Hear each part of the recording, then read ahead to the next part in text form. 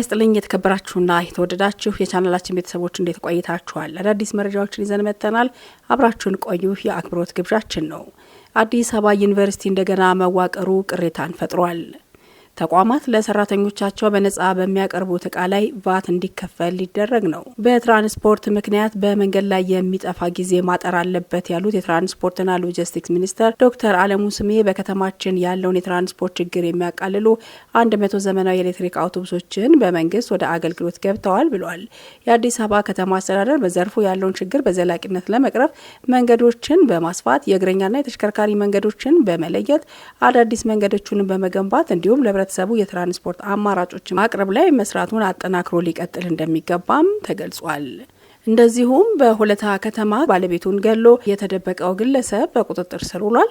እነዚህንና ሌሎችን መረጃዎች አካተን መተናል። ይህንን ቻናል ላይክ፣ ሰብስክራይብ ማድረጋችሁን አትዘንጉ። አሁን በቀጥታ ለዝርዝር ወደ መረጥናቸው ጉዳዮች እንሻገራለን። ወደ ቀዳሚው መረጃ ስንሻገር በአንዲት ግለሰብ ላይ የግድያ ወንጀል የፈጸመውና በሌለበት የእድሜ ልክ ጽኑ እስራት ቅጣት የተላለፈበት ተከሳሽ በቁጥጥር ስር ውሏል። ተከሳሹ አቶ ጌታቸው አለም ፀሐይ ይባላል። የወንጀል ድርጊቱን የፈጸመው ጥር 2 ቀን 2011 ዓ.ም በንፋስ ስልክ ላፍቶ ክፍለ ከተማ ወረዳ 2 ልዩ ቦታው ሳባ ህንፃ ላይ ነው። ከአዲስ አበባ ፖሊስ ወንጀል ምርመራ የተገኘው መረጃ እንደሚያመላክተው ከሆነ ተከሳሹ በህንፃው 6ኛ ፎቅ ወደሚገኘው የክፍለ ከተማው የፋይናንስና ኢኮኖሚ ልማት ጽሕፈት ቤት ቢሮ ውስጥ በመግባት የፍቅር ጓደኛዬ ናት በሚላት መዓዛ ካሳ በተባለች ግለሰብ ላይ የግድያ ወንጀሉን ፈጽሟል። አልፈልግህም ብላኛለች በሚል ምክንያት በመካከላቸው በተፈጠረ አለመግባባት ግለሰቧን በቢሮዋ ውስጥ እያሯሯጠ የተለያየ ሰውነት ክፍሏን በስለት በመውጋት ህይወቷ እንዲያልፍ ያደረገው ተከሳሹ በፖሊስ ቁጥጥር ስር ውሎ በሰውና በሰነድ ማስረጃ ምርመራ መዝገብ ተደራጅቶበታል። ጌታቸው አለም ፀሐይ በፖሊስ የተጠርጣሪዎች ማረፊያ ቤት በነበረበት ወቅት በህመም ምክንያት ወደ ሕክምና ተቋም ለመሄድ የካቲት 19 ቀን 2011 ዓ.ም ጥያቄ አቅርቦ ወደ ሆስፒታል ከተወሰደ በኋላ ከሕክምና ቦታ እንደተሰወረና የአቃቤ ሕግ ክስ ተመስርቶበት ጉዳዩ በሌለበት በፍርድ ቤት ሲታይ እንደቆየ የምርመራ መዝገቡ ያስረዳል። በሰውና በሰነድ ማስረጃ ተደራጅቶ የቀረበበትን የክስ መዝገብ ሲመለከት የቆየው የፌዴራሉ ከፍተኛ ፍርድ ቤት ልደታ ምድብ ወንጀል ችሎት በነሐሴ 3 ቀን 2014 ዓ.ም ውሎ አቶ ጌታቸው አለም ፀሐይ በሌለበት በእድሜ ልክ ጽኑ እስራት እንዲቀጣና ከህዝባዊ መብቶቹ ለዘውትር እንዲሻር ውሳኔ ተላልፎበታል። የፍርድ ቤቱን የቅጣት ውሳኔ ተፈጻሚ ለማድረግ የአዲስ አበባ ፖሊስ የክትትልና ኦፕሬሽን ክፍል ፍርደኛውን በቁጥጥር ስር ለማዋል ቀንና ሌሊት ያልተቋረጠ ክትትል ሲያደርግ ቆይቶ መጋቢት 21 ቀን 2017 ዓ.ም ሆለታ ከተማ ውስጥ ከተደበቀበት ስፍራ ወንጀሉ ከተፈጸመ ከ6 ዓመት በኋላ በድጋሚ ሊያዝ ችሏል። ማንም ሰው ወንጀል ፈጽሞ ለጊዜው ቢሰወርም ከህግ ተጠያቂነት ማምለጥ እንደማይችል ማሳያ ሊሆን የሚችል ሌሎችም የወንጀል ጉዳዮች መኖራቸውን የጠቀሰው የአዲስ አበባ ፖሊስ ከህግ ለማምለጥ የሚደረጉ ሙከራዎች ከፖሊስ ክትትል ውጭ እንደማይሆኑ በመገንዘብ ህብረተሰቡ ለፖሊስ እያደረገ የሚገኘውን ትብብር አጠናክሮ እንዲቀጥልና ሌሎች ወንጀሎች ፈጻሚዎችንም ከመሰል ድርጊታቸው እንዲታቀቡ መልእክቱን አስተላልፏል። ወደ ቀጣዩ መረጃ እንሻገራለን። ተቋማት ለሰራተኛ በነጻ የሚያቀርቡት አገልግሎትና ዕቃ ቫት እንዲከፍሉ የሚያስገድድ ደንብ ተዘጋጀ። በህዝብ ተወካዮች ምክር ቤት በ2016 ዓ.ም ለጸደቀው የተጨማሪ እሴት ታክስ አዋጅ ማስፈጸሚያ ደንብ አሰሪዎች ለሰራተኛ በቅናሽ በነጻ ለሚያቀርቡት ዕቃ ወይም ደግሞ አገልግሎት ቫት እንዲከፍሉ አስገዳጅ ድንጋጌ መያዙ ታውቋል። የሚኒስትሮች ምክር ቤት በተያያዘው መጋቢት ወር 2017 ዓ.ም የአዋጁን ማስፈጸሚያ ደንብ አውጥቷል። በደንቡ እንደተብራራው ከሆነ ማንኛውም የኤሌክትሮኒክ ጨዋታ፣ የኤሌክትሮኒክ ውድድር፣ በበይነ መረብ ላይ የተመሰረተ የጨረታ አገልግሎት መስጫ፣ ማንኛውም ዲጂታል ይዘት ያለው መጽሐፍ ወይም ደግሞ ህትመትን ጨምሮ የኤሌክትሮኒክ መጽሐፍ አቅርቦት ቫት እንደሚከፈልባቸው ተደንግጓል። በተንቀሳቃሽ ስልክ ላይ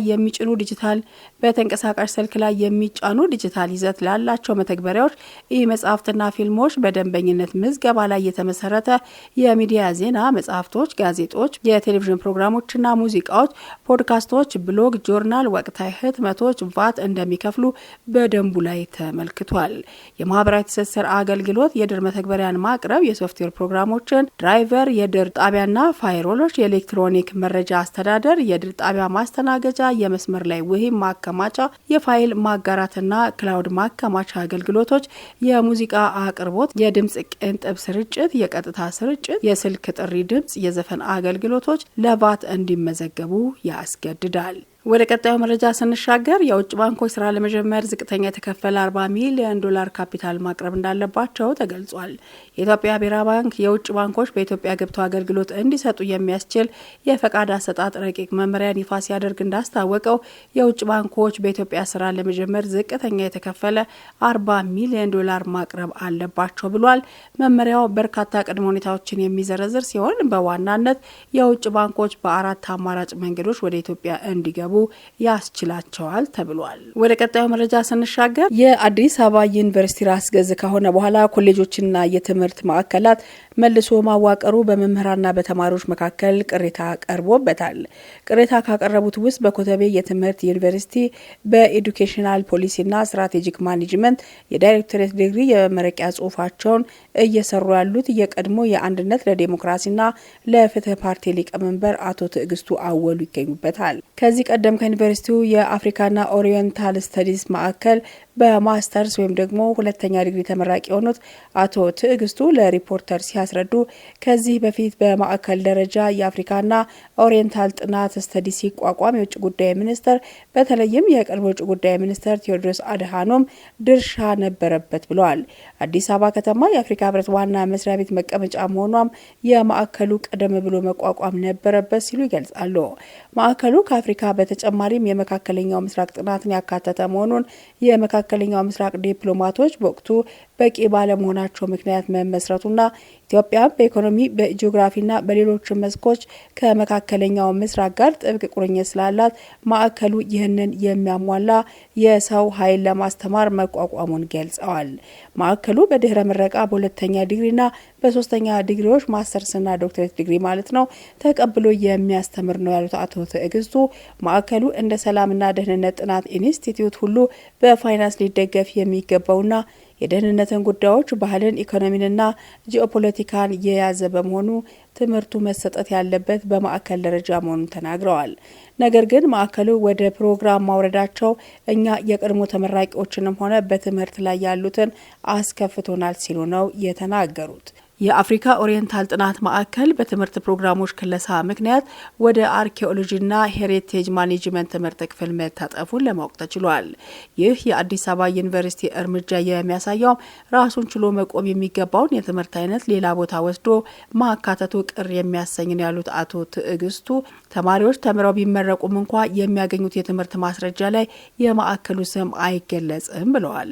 እንደ አቶ ትዕግስቱ ገለጻ በሳቸው ግምት ከዚህ ቀደም የነበረው መንግስት የነካካውን ነገር ሁሉ እንዳይቀጥል የማድረግ አካሄድ ያለ ይመስላል ሲሉ አስተያየታቸውን ሰጥተዋል። ዩኒቨርሲቲው አሁን የተረጋጋ ሁኔታ ውስጥ አይደለም ያሉት አቶ ትዕግስቱ የተቋሙን ፕሬዝዳንት በመጥቀስ እሳቸው አሻጋሪ ወይም ደግሞ ተጠባባቂ ፕሬዝዳንት አይደሉም ወይ ሲሉም ይጠቅሳሉ። የተቋሙ ውሳኔ የግለሰቦች ግብ ነው በማለት አስተያየታቸውን የሰጡት አቶ ትዕግስቱ ያለ ማስረጃና ያለ በቂ ምክንያት የተደረገ የቸኮለ ውሳኔ ነው በማለት የዩኒቨርሲቲውን ትምህርት ፕሮግራሞች መልሶ ክለሳ ትግበራ አጣጥለውታል። የአፍሪካና ኦሪየንታል ስተዲስ ማዕከል እንደ ቀድሞ ሁሉ ወደ ማዕከል ቢመለስ በሀገርና ዓለም አቀፍ እውቅና እየጨመረ ሄዶ ለዩኒቨርሲቲውም ይጠቅማልም ሲሉ አክለዋል። አንድ ስማቸው እንዳይጠቀስ የፈለጉ የማዕከሉ ተማሪ የሆኑት ሪፖርተር ሲገልጹ የማዕከሉ መምህራን የዩኒቨርሲቲውን ውሳኔ በድጋሚ ይታይልን የሚል ደብዳቤ አስገብተዋል። ለመምህራኑ የሚሰጠው ምላሽ እስከሚታወቅ ድረስ እየተጠባበቅን ነው ብለዋል። ማዕከሉ ማህተሙንና ሌሎች ቁሳቁሶችን ማስረከቡንም ተማሪው አክሎ ገልጿል። በቀድሞ ተመራቂ ተማሪዎች የተመሰረተው የአፍሪካ ጥናት ባለሙያዎች ማህበርም በዚህ ጉዳይ ላይ ለመምህራኑ የሚሰጠውን ምላሽ ካየ በኋላ ጣልቃ ይገባበታል ብሎ እንደሚያምን ተናግሯል። ተማሪው ሌላው አጽንኦት የሰጠው ጉዳይ ደግሞ ዩኒቨርሲቲው ተማሪዎችን አለማማከሩና አማክረናል የተባለውም ትክክል አይደለም የሚለው ነው።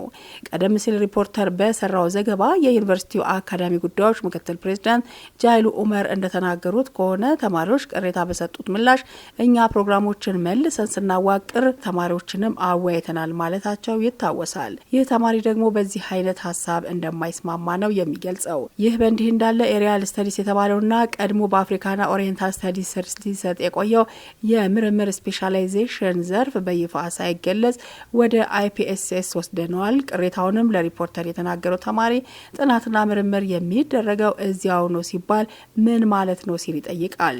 በአፍሪካና ኦሪየንታል ስተዲ ማዕከል ስር መጠቃለል የሚገባውና የዚሁ ማዕከል የጥናትና ምርምር ትልቅ አካል የሆነውን ኦሪየንታል ስተዲ ተወስዶ IPSS ስር መጠቃለሉ በጣም ተገቢ ያልሆነ እርምጃ ነው ሲል አክሏል። በመልሶ ማዋቀሩ ላይ ቅሬታ ያላቸው በዩኒቨርሲቲው የጤና ሳይንስ ኮሌጅ ስር የሚገኘው የአንገትና ከአንገት በላይ ትምህርት ክፍል መምህራንና ተማሪዎች ናቸው። የዚሁ ኮሌጅ አካል የሆነው የአንገትና ከአንገት በላይ ሕክምና ትምህርት ክፍል ተማሪዎችና መምህራን አዲሱ አወቃቀር አንዳንድ ትምህርት ክፍሎችን በእጅጉ የጎዳና ማንነታቸውን ያሳጣ አመዳደብ ሲሉ ነው ለሪፖርተር የተናገሩት። አዲሱ አወቃቀር ከዩኒቨርሲቲ ኃላፊዎች ጋር ቀረቤታ ያላቸው ክፍሎች ጥቅም ያስከበረና ግልጽ ያልሆነ የአመዳደብ ችግር የታየበት ነው ሲሉ በደብዳቤ ቅሬታቸውን ያቀረቡት መምህራንና ተማሪዎች በጤና ሳይንስ ኮሌጅ ላይ የተሰራው በቂ ማሳያ ነው ብለዋል። በምንም ሁኔታ የማይገናኙ የትምህርት ክፍሎች አንድ ላይ እንዲሆኑ ማድረግና በጣም የሚገናኙትን ደግሞ ራሳቸውን ችለው እንዲቀጥሉ የተሰራው መዋቅር አድሏዊና ታማኝነት የጎደለው ነው ሲሉም ተቃውሟቸውን ገልጸዋል። ለዩኒቨርሲቲው የላኩት ደብዳቤያቸው በጣም የሚያሳዝን እንድንቀላቀል የተመደበበት ኃላፊ አልፈልግም እያለ በግድ እንዲቀበል መደረጉ ነው ይላል። የትምህርት ጥራትን ለማስጠበቅ አወቃቀሩን ፍትሐዊ እንዲሆን ከተፈለገ አንድ አይነት የሆኑ ክፍሎችን አንድ ማድረግ ሲገባ በምንም ሁኔታ የማይገናኙትን በግድ አንድ ሁኑ ማለት የመማር ማስተማር ሂደቱን በጣም ይጎዳዋል ሲሉም ገልጸዋል። ይህ በእንዲህ እንዳለ አንድ የዩኒቨርሲቲው መምህራን በአጠቃላይ የትምህርት ፕሮግራሞች መልሶ ክለሳ ላይ ለሪፖርተር አስተያየታቸውን ሲሰጡ ከዩኒቨርሲቲው የራስ ገዝነት ሂደት ጋር ተያይዞ የተተገበረውና የትምህርት ፕሮግራሞች ሲጠፋ ትልቁ ችግር ጉዳዩ ዓለም አቀፍ ልምድ ያላቸው ገለልተኛ የሆኑ የጥቅም ግጭት የሌለባቸው ከዩኒቨርሲቲው ጋር ምንም አይነት ግንኙነት የሌላቸውና የየትኛውንም ዲፓርትመንት አባላት ባልሆኑ ባለሙያዎች ስብስብ ተዋቅሮ አለመተግበሩ ነው ይላል። ይህ ስብስብ ተዋቅሮ ቢሆን ኖሮ የሽግግር ሂደቱ ወይም የራስ ገዝነት ሂደቱ የተሻለ ሊሆን ይችል ነበር ብለዋል። በዩኒቨርሲቲው አንዳች ነገር ሲኖር ከፊት የማይጠፉ ሰዎች አሉ። ይህንን ክለሳ የሰሩት እነዚህ ሰዎች ናቸው።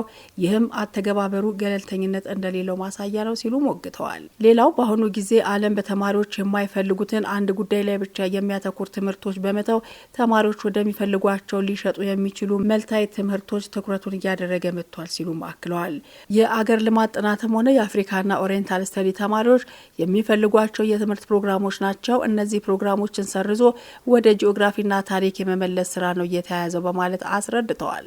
የትምህርት ማሻሻያውን የሰሩት ሰዎች ምንና እንዴት እንደሰሩ አይታወቅም ካሉ በኋላ ሶሻል ሳይንስ የሚባለው ኮሌጅ አወቃቀሩ ብቻውን ቢታይ በራሱ ዩኒቨርሲቲ ነው የሚመስለው ብለዋል።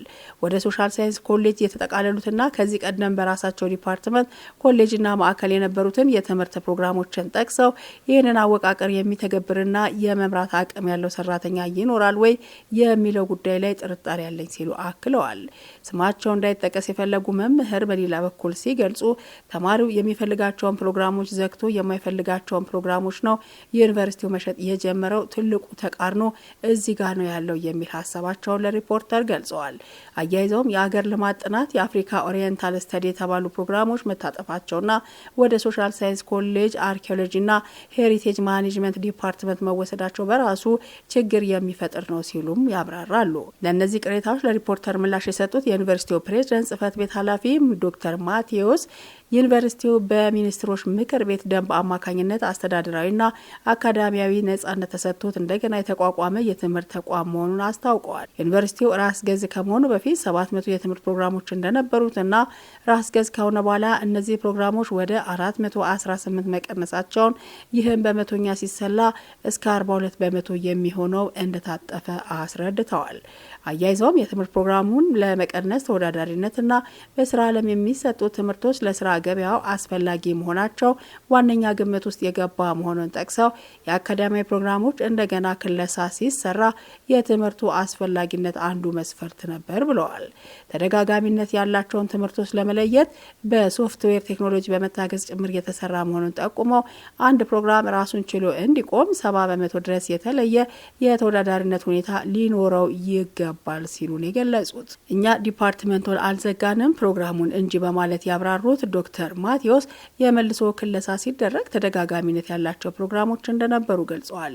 በምሳሌነት ያነሱትም ሪጂናል ኤንድ ሎካል ዴቨሎፕመንት ስተዲስ የተባለውንና በሀገር ልማት ጥናት ማዕከል ስር ለረጅም ዓመታት ሲሰጥ የቆየው የትምህርት ማዕከል ሲሆን ኮሌጁ ከዚያም ቀርቶ ከሆነና አብዛኛው ወደ ተቀዳበት ቦታ ነው የሚመለሱ ሲሉም ነው ያስረዱት። መዋቅሩ የማስተዳደር የብቃት ጉዳይ ነው ያሉት ዶክተር ማቴዎስ ከዚህ ቀደም አንዳንድ ፕሮግራሞች ለተከታታይ ዓመታት ተማሪ ስላላገኙና አስተዳደራዊ ወጪዎችም ስለበዙ መታጠፋቸውን ጠቅሰው አገራዊ ጠቀሜታው አስፈላጊና ቀጣይነት ያላቸው ፕሮግራሞች አልታጠፉም ብለዋል።